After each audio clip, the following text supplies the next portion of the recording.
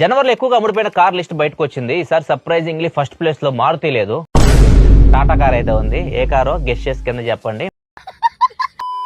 అసలు ఏం జరిగింది మారుతి? మీరు కరెక్ట్ గా 4 ఏళ్ల ముందు ఒక చిన్న సినిమా చేద్దాం, కథ రెడీ చేయన్నారు. 10 ఏళ్ల క్రితం నాకు పల్లెలు తింటున్నప్పుడు వచ్చిన ఐడియాను పట్టుకుని పోరాట సింహంలో కథ రాసి ఫస్ట్ హాఫ్ రెడీ చేశాను. ఇంతలో మీ వేరే సినిమాలు రిలీజ్ అయ్యాయి. మీ రేంజ్ కి స్టోరీ సరిపోదని ఇంకో వర్షన్ రెడీ చేశాను ఫస్ట్ హాఫ్. మరి సెకండ్ హాఫ్ అలవాట్లేదు. తర్వాత మీకు తెలిసిందిగా షూటింగ్ స్టార్ట్ అయింది. గర్ల్స్ ఉన్నప్పుడు కోఇన్సిడెంటల్ గా మీరు సెట్ లో ఉన్నారు. ఆ సీన్స్ ఎలాగోలాగా తీస్తాను, కానీ కొన్ని డాన్స్ సీన్స్ లో, కొన్ని ఫైట్ సీన్స్ లో మీరు లేరు. సో మిమ్మల్ని ఇబ్బంది పెట్టడం ఎందుకని మిమ్మల్ని బాధ పెట్టడం ఇష్టం లేక ఎలాగోలాగా VFX తో మేనేజ్ చేశాను. ఓహో, ఏదో అక్కడక్కడ 10-20 చోట్ల ఉన్న షార్ట్స్ పట్టుకుని ఇప్పుడు ట్రోల్ చేస్తున్నారు. ఇవన్నీ మీకు చెప్పి ఇబ్బంది పెట్టడం ఇష్టం లేక నా పని నేను చేసుకుంటున్నాను. రాజసాబ్ పార్ట్ 2 కథ రాస్తున్నాను. వింటారా? అంటే అక్కడ బిర్యానీ చల్లారిపోతుంది, వెళ్ళి తినేసి వచ్చి చెప్తా.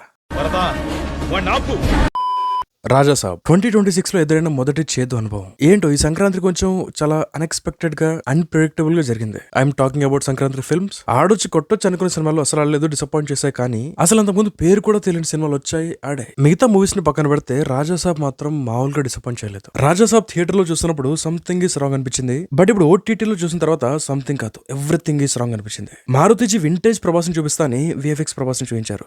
ముందు ఈ సినిమాని థియేటర్ లో చూసి చాలా డిసప్పాయింట్ అయ్యాం. మళ్ళీ ఇప్పుడు OTT లో ఏం చూస్తాం అనుకున్నా. కానీ జియో హాట్స్టార్ సినిమాని ప్రమోట్ చేయడం కోసం పెట్టిన ఎఫర్ట్స్ కి, వాడి డెడికేషన్ కి, వాడి క్రియేటివిటీకి మళ్ళీ సినిమా చూడాలనిపించింది. సరే చూద్దామని స్టార్ట్ చేద్దామని ఓపెన్ చేసా. స్టార్ట్ చేయగానే నిద్ర వచ్చేసింది.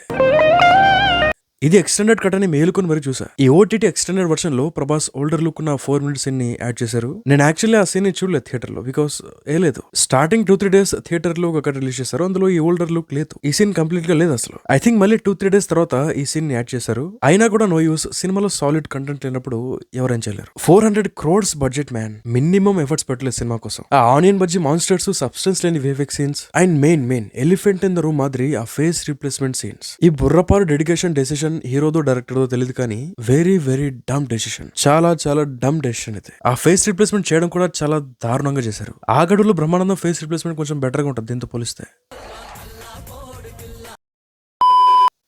ఏంటిది? What the heck is this? So ఈ మూవీలో రాజాసాబ్ మూవీ గురించి లైట్ గా మాట్లాడుకుందాం. Okay.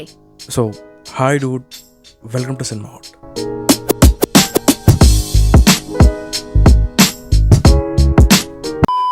First thing, the vintage scam. ఎవరు మ్యాన్ ఫస్ట్ ఆ వింటేజ్ అని స్టార్ట్ చేసింది? ప్రభాస్ లుక్స్ బాగుంటాయి, ఒప్పుకుంటా. హెయిర్ స్టైల్ బాగుంటది, డ్రెస్సింగ్ స్టైల్ బాగుంటది, యాక్సెప్టెడ్. ఒకటే బ్లాక్ టీ షర్ట్ తో కాస్ట్యూమ్స్ మేనేజ్ చేసినప్పటికీ డ్రెస్సింగ్ బానే ఉంటది. కానీ వింటేజ్ అంటే జస్ట్ బట్టలు మార్చడం కాదు. వింటేజ్ అంటే ఆ ఎనర్జీ ఉండాలి, ఆ టైమింగ్ ఉండాలి, ఆ మ్యాజిక్ ఉండాలి. ఇందులో ఉందా అంటే మరి మీరే చెప్పాలి కామెంట్స్ లో. ప్రమోషన్స్ అప్పుడు వింటేజ్ అని సాగుగొట్టారు. వింటేజ్ లేదు, కానీ చాలా వింతలు ఉన్నాయి సినిమాలో. ఇందులో డార్లింగ్ చూస్తే ఏదో ఫోర్స్ఫుల్ యాక్ట్ చేసినట్టు అనిపిస్తుంది. Prabhas is trying his best. ఆ ఫేస్ రిప్లేస్మెంట్ గట్రా పక్కన పెడితే 100% ఇస్తున్నాడు. తలా తోకలేని సీన్స్ రాసి యాక్ట్ చేయంటే ఆయన మాత్రం ఏం చేస్తారు? It felt awkward, literally awkward to watch our rebel star doing this silly things. Writing బాగుంటే, సిచ్యువేషన్స్ ప్రాపర్ గా కుదిరితే ఏం చేసినా ఓన్ చేసుకోవచ్చు. కానీ ఆ వర్స్ట్ రైటింగ్ వల్ల, బ్యాడ్ సినారియోస్, బ్యాడ్ సిచ్యువేషన్స్ వల్ల ఏం చేసినా ఆక్వర్డ్ ఫీల్ వస్తుంది. This was the major reason, lack of writing. Visuals బాగోపోతే అడ్జస్ట్ అవ్వచ్చు, VFX వీక్ గా ఉంటే మన నుంచి మర్చిపోవచ్చు. కానీ రైటింగ్ వీక్ గా ఉంటే ఎంత తోప్ యాక్టర్ ఉన్నా, ఎంత పెద్ద స్టార్ ఉన్నా మూవీని సేవ్ చేయలేరు. దీనికి Rajasaab is the best example. First major writing flow, convenience.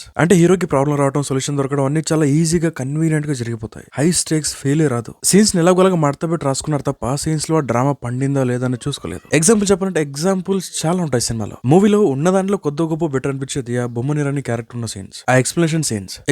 Just example అక్కడ ఎగ్జాక్ట్ గా ఏం జరుగుతుంది, వాట్ ఈస్ హ్యాపెనింగ్ దేర్ అని బొమ్మనిరాని క్యారెక్టర్ పండు వలిచి నోట్లో పెట్టినట్టు చాలా క్లియర్ గా చెప్తాడు. కానీ జస్ట్ ఇమాజిన్ హీరో ఇంకొంచెం స్ట్రగుల్ అయ్యి సొంతంగా అన్ని తెలుసుకుని, ప్రాబ్లమ్ ని ప్రాపర్ గా అర్థం చేసుకుని, రియలైజ్ అయ్యి దానికి సొల్యూషన్ ఎతికి ఆ ప్రాబ్లం నుండి బయట పడితే కొద్ది గొప్ప ఎమోషన్ వర్కౌట్ అయ్యే ఛాన్స్ ఉంది. హీరో బాగా స్ట్రగుల్ అవుతుంటే హీరోకి రూట్ అవచ్చు ఆడియన్స్. ఇలాంటి ప్రయత్నాలు చేయకపోగా అనవసరమైన సీన్లు, కామెడీ లేని కామెడీ సీన్స్, రొమాన్స్ లేని రొమాంటిక్ సీన్స్, హర్రర్ లేని హర్రర్ సీన్స్ తీసిపడేశారు. తర్వాత the passive protagonist problem. General గా ఏ సినిమాలో అయినా హీరో క్యారెక్టర్ కథని ముందుకు తీసుకెళ్తా పోతే, కానీ ఇందులో మాత్రం కథ హీరోని తోసుకుంటూ వెళ్ళిపోతే. మోస్ట్ ఆఫ్ ది సీన్స్ లో ప్రభాస్ క్యారెక్టర్ ని రాజాసాబ్ ని చాలా ప్యాసివ్ గా రాశారు. He just reacts to things instead of making things happen. Climax దగ్గర సీక్రెట్ రూమ్ లోకి ఎంటర్ కొట్టడం తప్పిస్తే హీరో క్యారెక్టర్ సీరియస్ గా కథకు హెల్ప్ అయ్యే విధంగా ఏం చేయదు. హర్రర్ కామెడీ అనగానే మనకు గుర్తొచ్చే టెంప్లెట్ ఒక ఇల్లు, ఒక దయ్యం, ఒక ఫ్లాష్ బ్యాక్, ఒక రివెంజ్. మోస్ట్లీ అన్ని హారర్ కామెడీ ఫిల్మ్స్ లో ఇదే సేమ్ టెంప్లెట్ ఉంటుంది. అన్ఫార్చునేట్లీ ఈ మూవీలో కూడా సేమ్ ఇదే టెంప్లెట్ ఉంది. మారుతిజీ సేమ్ అదే టెంప్లెట్ ని తీసుకుని జస్ట్ బడ్జెట్ పెంచారు తప్ప స్టోరీని అప్డేట్ చేయలేదు. లైక్ ఆ ఫ్లాష్ బ్యాక్ ఎపిసోడ్, ఆ ఫ్లాష్ బ్యాక్ లో వచ్చే బిటల్ కాన్సెప్ట్ చాలా అవుట్డేటెడ్.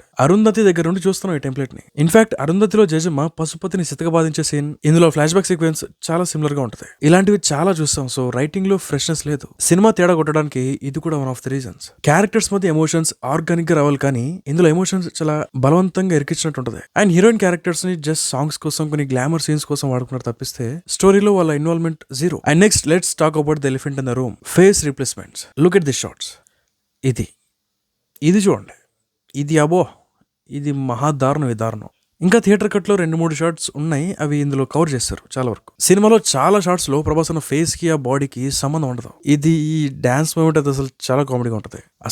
అసలు ఎలా సార్, హౌ ఎలా పుల్ ఆఫ్ చేశారు దీన్ని? ఇది చేసిన మహానుభావుడు ఎవరు? ఇది అప్రూవ్ చేసిన వాళ్ళు ఎవరు? ఈ సీన్స్ లో, ఈ కైండ్ ఆఫ్ సీన్స్ లో జస్ట్ చూస్తే అర్థమైపోతే ఫేస్ రిప్లేస్మెంట్ చేశారని. బాడీ ఏమో ఫాస్ట్ గా మూవ్ అవుతుంటది, కానీ ఫేస్ ఏమో పాస్పోర్ట్ ఫోటో లాగా స్టిఫ్ గా ఎక్స్ప్రెషన్ లేకుండా ఉంటుంది. క్లియర్లీ ఇది బాడీ డబుల్. ఆ నెక్ దగ్గర లైటింగ్ చూడండి, ఆ ఫేస్ మీద బ్రైట్నెస్ చూడండి. అండ్ ఇలాంటి బాడీ డబుల్ ఉన్న షార్ట్స్ అబ్జర్వ్ చేస్తే మోస్ట్లీ లాంగ్ వైట్ షార్ట్స్ ఉంటాయి. ఎందుకంటే లైట్ గా మిడ్ షార్ట్స్ పెట్టినా కూడా దొరికిపోతారు వీళ్ళు. ఈజీగా నోటీస్ చేయొచ్చు, చాలా ఈజీగా తెలిసిపోతుంది. సో అందుకే వైట్ షార్ట్స్ పెట్టారు. అండ్ తర్వాత నాకు ఇరిటేటింగ్ అనిపించింది the onion bajji monsters. Stranger things వెక్నాని రీక్రియేట్ చేద్దాం అనుకున్నారు, కానీ లాస్ట్ కి ఇది ఆనియన్ బజ్జీ టైప్ అయింది. ఈ క్రియేచర్ డిజైన్ భయంకరంగా లేదు, రోతగా ఉంది. థియేటర్ లో అంత అబ్జర్వ్ చేయలేదు, కానీ ఈ ఓటీటీ వర్షన్ లో మాత్రం ఈ సీజీ మోడల్స్ కి అసలు టెక్స్చరింగ్ బాగా చేయలేదు. టెక్స్చరింగ్ చాలా బ్యాడ్ గా ఉంటుంది. అండ్ ఇట్ వాస్ లైక్ తలా తోక లేకుండా క్రియేట్ చేసిన కొన్ని క్రియేచర్స్ ని పట్టుకుని ఏదో ఉండాలి కదా, పెట్టాలి కదా అన్నట్టు పెట్టినట్టు ఉంటుంది. అండ్ రెండరింగ్ కూడా సరిగా అవ్వలేదు, క్లియర్ గా కనిపిస్తుంది. మారుతి గారు రెస్పెక్టివ్ అలాట్. మీకు కామెడీ పల్స్ తెలుసు, బలే మొగాడివై, మహానుభావుడు, I love this movies. Comedy చాలా బాగుంటది, ఐ ఎంజాయ్డ్ అలాట్. కానీ డార్లింగ్ ని మీ దగ్గర పెట్టుకుని సెకండ్ హ్యాండ్ కామెడీ ఏంటి sir?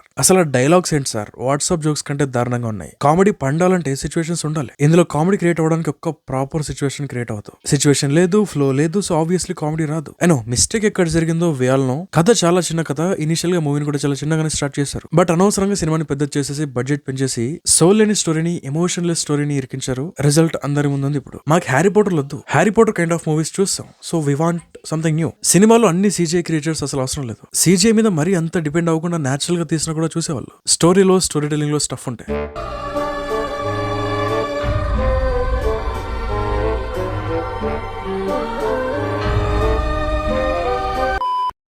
So ya, that's it. Final గా చెప్పాలంటే the Rajasaab is technically one of the weakest films in darling's career. Lazy writing, lazy VFX and the worst part using body doubles and face swaps for our hero. ఇది accept చేయకూడదు. ఇది accept చేసి ఇలాంటివి normalise చేస్తే no use. Ticket rates huge గా పెంచేస్తున్నప్పుడు దానికి తగ్గ క్వాలిటీ కూడా డిమాండ్ చేయాలి. యూనో మనకు తెలుసో తెలుగు మీమ్స్ వల్ల, మనం ఇచ్చే కన్స్ట్రక్టివ్ క్రిటిసిజం వల్ల TFI లో కానీ ఐఫై లో కానీ చాలా వరకు స్క్రాప్ ని తగ్గించేసాం. ఇంతకుముందు ఏం చేసినా చూసేస్తారులే అన్న ఫీలింగ్ ఉండేది, కానీ నౌ సినారియో కంప్లీట్ గా మారిపోయింది. ఇప్పుడు అలాంటి పప్పులు మినపప్పులు ఉడకవు. చాలా జాగ్రత్తగా, వెరీ కాన్షియస్ గా రాసి తీస్తేనే ఎంకరేజ్ చేస్తున్నారు. ఎఫర్ట్స్ ఉన్న మూవీస్, ఎఫర్ట్స్ పెట్టిన మూవీసే జనాల్లోకి రీచ్ అవుతున్నాయి, బాగా పర్ఫార్మ్ కూడా చేస్తున్నాయి. అలా అని చెప్పి మరీ టూ మచ్ పర్సనల్ గా వెళ్ళిపోయి అటాక్లు చేయడం కరెక్ట్ కాదు. Don't do that.